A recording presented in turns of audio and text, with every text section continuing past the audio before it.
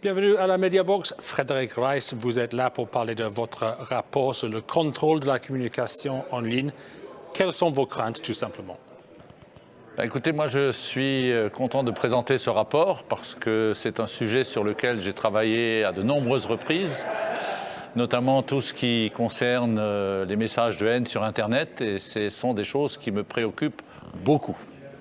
Et aujourd'hui, on est évidemment en train de se poser la question, est-ce qu'il faut réglementer ou non cette communication en ligne?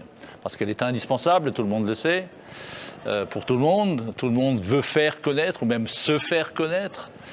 Et donc aujourd'hui, on peut se poser la question, est-ce qu'il y a une menace pour le pluralisme des médias? Est-ce qu'il y a une menace pour la liberté d'information? Est-ce qu'il y a une menace tout simplement pour la dignité humaine? Parce que, évidemment, aujourd'hui, si on s'intéresse au contenu de ces messages en ligne qui ont augmenté de manière exponentielle, on fait souvent appel à l'intelligence artificielle.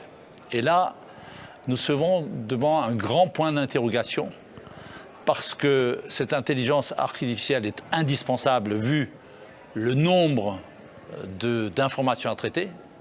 Mais d'un autre côté, je pense qu'il est nécessaire aussi de garder des responsabilités humaines à côté de ça.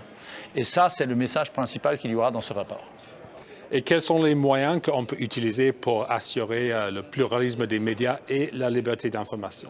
Alors aujourd'hui, on sait très bien que ce qu'on appelle les intermédiaires d'Internet, que le Conseil de l'Europe a clairement défini, sont en nombre très restreint. Et donc ça nous donne des oligopoles qui édictent leurs propres règles, et nous souhaitons évidemment un maximum de transparence. Et pour ce faire, évidemment, il faut un cadre juridique, mais il faut aussi un cadre éthique. Et ça, c'est quelque chose qu'il ne faudra jamais oublier pour avancer sur ces sujets qui sont des sujets difficiles.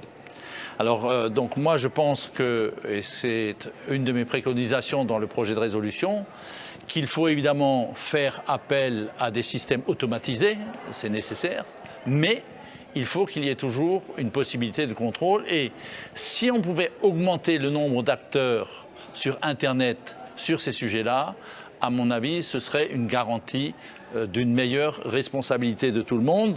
Et je crois que lorsque on veut garantir ce pluralisme de l'information, il faut aussi s'inscrire régulièrement de préserver la liberté d'expression, qui est chère au Conseil de l'Europe, et l'ensemble des valeurs des droits de l'homme. Frédéric Reiss, merci beaucoup. Je vous en prie.